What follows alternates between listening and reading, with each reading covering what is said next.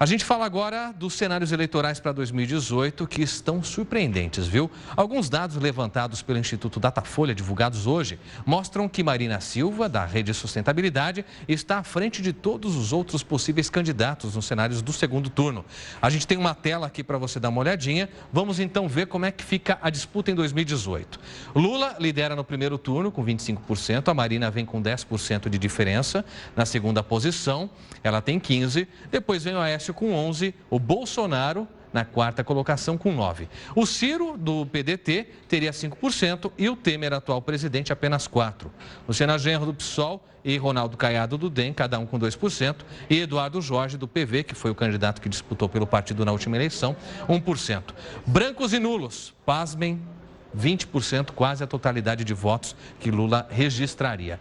Bom, sobre esse cenário, eu vou conversar então com o nosso comentarista Nirlando Beirão, que fala sobre política, sobre economia, sobre crises e também sobre essa estranha pesquisa. Nirlando, boa noite para você. Boa noite, o que você acha desses números? Parece incrível que o ex-presidente Lula, mesmo depois de tanto processo, de tanta acusação, continua ainda liderando uma pesquisa. Agora, a Marina é uma surpresa depois desse sumiço, não? Bom, Clébio, eu acho que essa pesquisa pega o cenário de hoje. E você é um homem do interior. No interior se diz assim, não vale 2 réis de mel coado. Quer dizer, porque o cenário...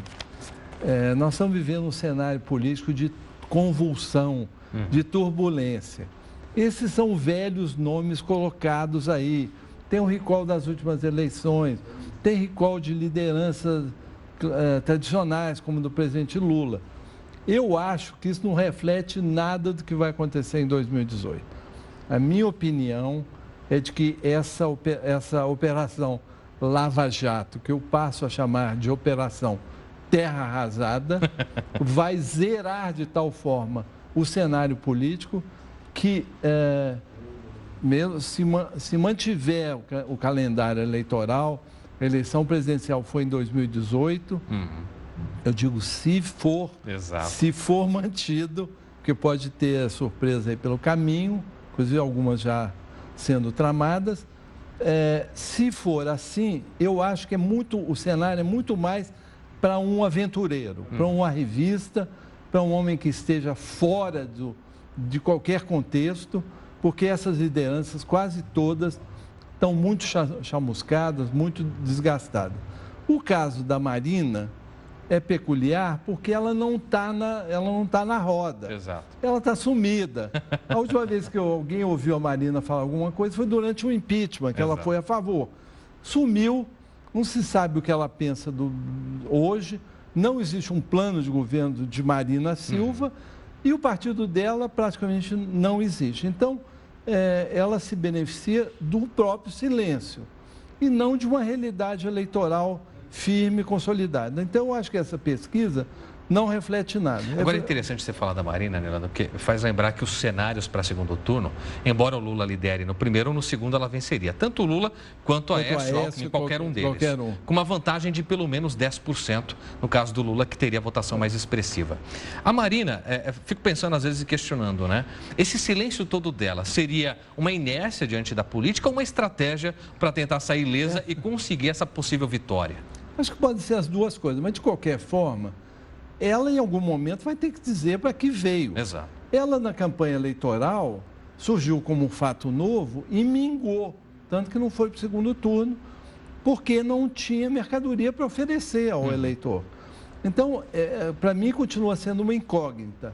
Ela está sendo beneficiada nesse momento pelo silêncio dela, pela omissão e pelo fato, no segundo turno, significa o seguinte, quem é menos rejeitado, ela é menos rejeitada. Isso é uma verdade dos fatos. Menos, inclusive, porque não está no foco da política.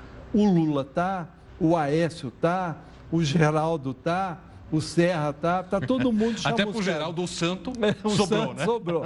Quer dizer, que é uma figura curiosa, que estava blindado, né, pelo eleitor. Tem tantas denúncias contra ele também, a questão da corrupção da merenda escolar em São Paulo, o conflito com os estudantes, e muita coisa aconteceu. Ainda assim, ele tem uma rejeição menor do que os outros. Mas não acredito também que vai acabar sobrando para todo mundo nessa história. Agora, quando você fala de um elemento surpresa, alguém de fora, me dá um certo medo, sabe por quê? Eu também. A gente pode acabar um Trump da vida aqui no Brasil. Eu acho que é o Trump. Aliás, hoje, o nosso colega de televisão, Roberto Justo, já se apresentou oficialmente, com humildade, dizendo que ele é o novo Trump. Então, eu acho que, de certa forma, o João Dória é um Trump. É um sujeito que vem de fora também. Verdade. Então, eu vejo por aí. O Fernando Collor, em 89, era um Trump. Ele era um sujeito governador de uma província, fora do jogo, do grande jogo político, do grande jogo da Constituinte, dos grandes partidos. Ele não tinha nem partido direito. E ganhou a eleição. Assim como em 89, também o Lula era, de alguma forma, um sujeito fora do quadro. Ele tinha uma história política, mas não fazia parte do grande centrão da Constituinte, não era PMDB, não era... Enfim, o Lula também disse, a campanha de 88, eu acho que em 2018 vai se repetir um pouco o 89, quer dizer, num quadro de zerado, onde tudo pode acontecer, pode surgir uma figura dessa. Me preocupa porque eu prefiro que surja um candidato no bojo de um partido político. Sem dúvida. Eu sou a favor das instituições, da democracia. Eu tenho medo, por exemplo, desse clima de todo político é podre, é corrupto. Eu acho que não dá para fazer política sem político. Exatamente. Porque política sem político é a ditadura e eu prefiro a política de qualquer forma. Agora, Nilando, a sua avaliação de que as eleições de 2018 talvez não estejam tão distantes assim, porque podem nem acontecer em 2018, Exatamente. talvez até antes, tem muito a ver com o que aconteceu depois dessa delação que foi vazada, que cita só o presidente Michel Temer 43 vezes. Exatamente. São 51 políticos de 11 partidos, metade praticamente dos partidos. Fora, por exemplo, o Eliseu Padilha, Exato. Que foi citado 45 vezes, falando em nome de Michel Temer. Então, já são 80 e poucas vezes. Então, e tem um detalhe, hein, Nirlando? Essa pesquisa que a gente mostrou no final de semana sobre a popularidade do Temer foi feita antes desse vazamento da delação. Exatamente. Ou seja, o prejuízo da imagem do Temer deve ser muito maior agora. O que dá para a gente imaginar que vai acontecer com ele nesses próximos meses? Olha, o governo Temer está na UTI, agonizando e vivendo nos aparelhos, está agonizando com a sobrevida, está lá com os aparelhos tentando sobreviver. O PSDB, ele está tentando trazer o PSDB para junto dele, é meio abraço de afogado. O PSDB está julgando de uma forma meio cínica, que é a seguinte: vamos ver o que acontece e vamos provavelmente para uma eleição indireta, para uma renúncia ou enfim, uma investigação séria, de tal forma que o presidente não tenha como se manter. Nesse caso, se faz uma eleição indireta e aí, dentro desse quadro, o PSDB ainda assim é o menos chamuscado. Não acredito que vá sair com uma candidatura dos óbvios, que também estão chamuscados, Exato. tipo Aécio, Serra e Geraldo, vai ter que partir para uma outra alternativa. E não tem, né, um nome. Fala-se em Fernando Henrique, ele diz que não é bem o caso, mas você sabe que assim, o presidente, o senhor precisa fazer um sacrifício para a nação. E uma vez presidente, sempre presidente, né, Nilando? Precisamos de um magistrado nesse momento. Aí o Fernando Henrique não é um homem totalmente não vaidoso, mas vamos fazer sacrifício pelo Brasil e tal, e vai para a indireta. O meu medo em relação à eleição indireta é de se gostar do sistema de eleição indireta, falar, então vamos dar mais um tempo. Já aconteceu isso, o Sarney teve mais um ano de mandato negociado, então vamos dar mais um tempo para o país respirar e sair da UTI. Isso eu tenho medo. Eu prefiro jogar com as regras do jogo e o que se viu, né, nesse país é que, por exemplo, o impeachment que foi feito dentro da legalidade, criou um certo comportamento de torcedor de futebol.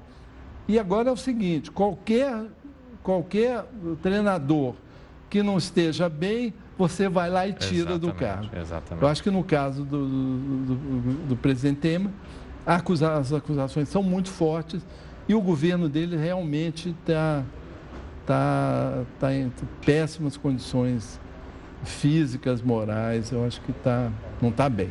Nilando, para a gente não perder a chance e não deixar de comentar, teve mais um assunto que todos os dias a gente tem milhares de assuntos de política, mas parece que Renan Calheiros hoje levou o troco. Depois de se sair ileso na votação no Supremo, hoje o Ministério Público, por meio do Procurador-Geral da República, o tornou réu no âmbito da Lava Jato pelo recebimento de dinheiro ilegal. Isso traz prejuízos para Renan, que está na fase final, são os últimos segundos, né, à frente do Senado? Foi carimbado definitivamente. Já era a opinião do procurador Janot, ele já tinha definido essa posição na reunião do Supremo, que livrou a cara do Renan. Mas, de qualquer forma, sai carimbado e também muito desgastado. Está nesse bojo de políticos do PMDB que mergulharam nessa lama aí das delações. E a vida deles não vai ser fácil a partir de agora. Vale ressaltar que o Janot pediu a perda do cargo. Do cargo. Então, começa a ficar mais... Começa a ficar. Porque de fato ficou muito estranho que o deputado Eduardo Cunha tenha tido um tratamento e que o senador Renan Calheiros tenha tido outro. Foi um péssimo episódio para o Supremo, se desmoralizou.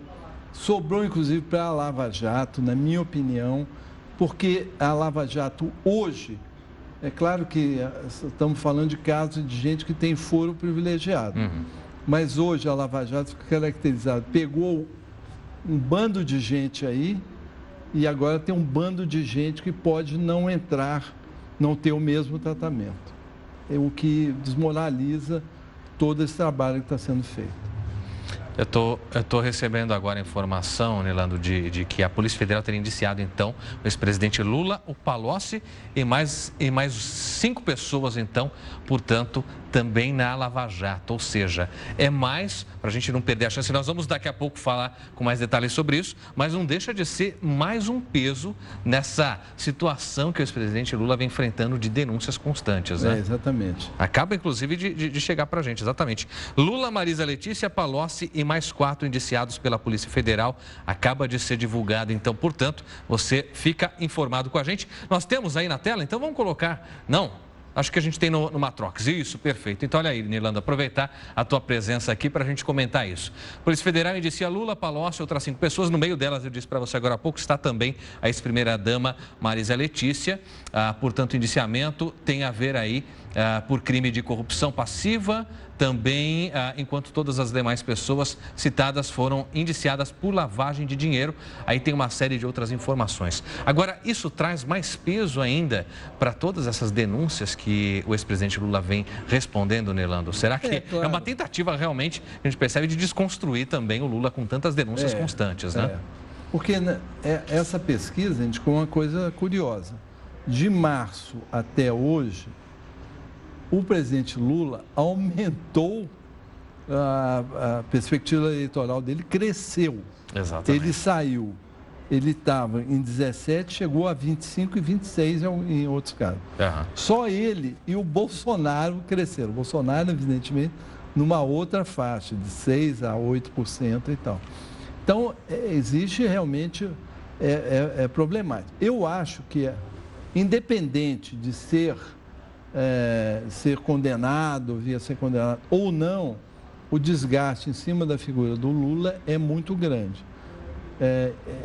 Eu vejo, assim, o que está acontecendo no Brasil hoje é que você tem uma espécie de barreira entre a velha política, que é essa política que foi denunciada, o jogo político da corrupção era intrínseco ao jogo da política, as campanhas eleitorais eram feitas com dinheiro sujo, com caixa 2, tudo, sempre foi isso. Então é o seguinte, se chegou a um ponto em que ou você cria uma barreira para a velha política e abre espaço para uma nova política, então eu acho que e o Lula está no jogo da velha política também. Então não vejo nesse quadro que está aí lideranças capazes de apresentar uma alternativa nova para um país novo, que faça sonhar. Eu acho que é a ideia de um sonho brasileiro, quer dizer, que olhe para frente e não fique acertando questões do passado. Então, infelizmente, eu vejo esse momento do Brasil triste, as instituições desmoralizadas, os três poderes se comendo entre eles. É uma tristeza o que a gente está vendo, viu, Kleber? É verdade, Fernando, uma crise muito complicada. E por baixo de tudo a economia piorando. É isso que eu ia falar agora, exatamente. Quer trazendo dizer, prejuízo para a economia. O dado do Datafolha, que as pessoas acham que o governo Temer é pior do que o governo Dilma, é muito significativo. Muito bem. Nirlando, eu vou te agradecer por essa participação, mas te peço para continuar com a gente, porque daqui a pouco, no intervalo, a gente conversa sobre esses que estão sendo despejados das carceragens ali da Polícia Federal. Será que isso é um presságio? Abrindo o lugar. Abrindo espaço.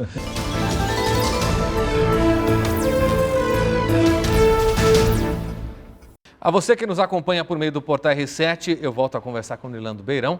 E como a gente falou aqui, Nirlando, essa situação de tantas delações, hoje a gente teve uma notícia interessante também, vinda da Polícia Federal de Curitiba, que o João Cláudio Genú, também o Eduardo Cunha, estão sendo despejados, vão ser enviados para outros lugares. Quem que será? Chegou lá o Sérgio Cabral, né? Tem que dizer. Pois é, Cabral acabaram, né, os privilégios no Rio de Janeiro. Pois é, agora tem que...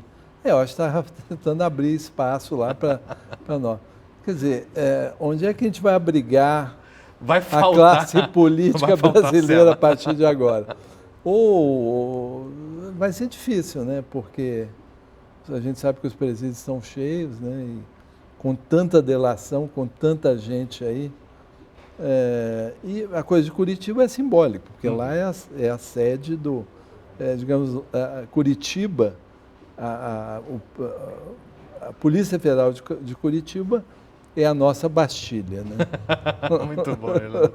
Vale a gente pensar o seguinte, Nirlando, lá ainda tem cela para esvaziar e colocar gente. Agora, no sistema carcerário em todo o país, não há essa possibilidade. Não há mais. Eu fico imaginando como é que o sujeito que está preso lá e fala assim, poxa, eu roubei ali, sou um pequeno ladrão de galinhas, passando milhões e milhões aqui pelo noticiário e eu estou aqui preso aqui porque fiz uma pequena contravenção. Dá até tristeza de pensar assim, mas é uma grande realidade. É uma realidade brasileira, é uma pena. Tomara que de fato a gente consiga sair para um cenário melhor, porque do jeito que está, o país paralisado, a economia paralisada, enfim, as instituições desmoralizadas, é uma tristeza. Muito bem. Nirlando, obrigado por sua participação. A gente volta a se tomara encontrar. que o espírito natalino nos ilumine um pouquinho, nos dê alguma esperança. Tomara.